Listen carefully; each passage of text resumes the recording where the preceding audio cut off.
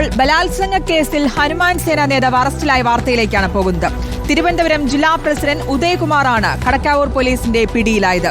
നിയമസഹായം വാഗ്ദാനം ചെയ്ത് യുവതിയുടെ വീട്ടിലെത്തി ബലാത്സംഗം ചെയ്തു എന്നാണ് കേസ്.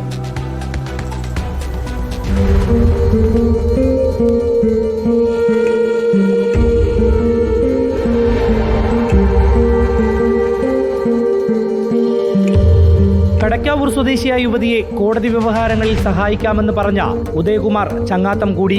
തുടർന്ന് രാത്രി വീട്ടിൽ അതിക്രമിച്ചു കയറി ബലാത്സംഗം ചെയ്തു.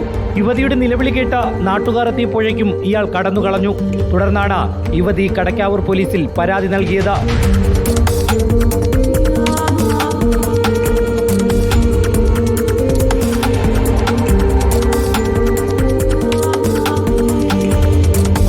യുവതിയുടെ പരാതിയെ തുടർന്ന് ഒളിവിൽ കഴിഞ്ഞ പ്രതി ഉദയകുമാറിനെ പോലീസ് അറസ്റ്റ് ചെയ്യുകയായിരുന്നു.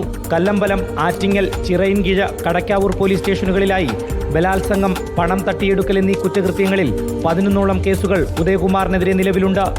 ഇയാളെ വർക്കല കോടതിയിൽ ഹാജരാക്കി റിമാൻഡ് ചെയ്തു. റിപ്പോർട്ടർ, തിരുവനന്തപുരം.